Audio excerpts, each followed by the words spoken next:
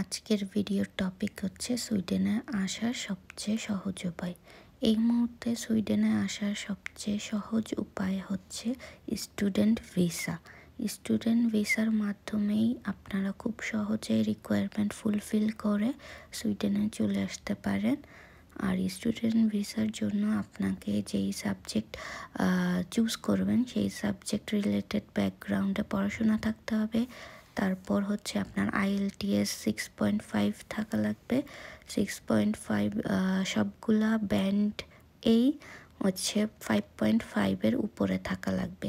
এগুলো requirement fulfil করে আপনারা খুব সহজে চলে আসতে পারেন সুইডেনের মতো একটা ইউরোপীয় কান্ট্রিতে, আর এসে আপনার ভাগ্য পরিবর্তন করতে পারেন।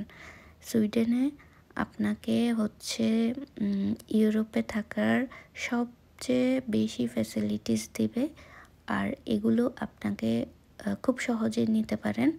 একমাত্র প্রসেস হচ্ছে সুইডেনের স্টুডেন্ট ভিসা।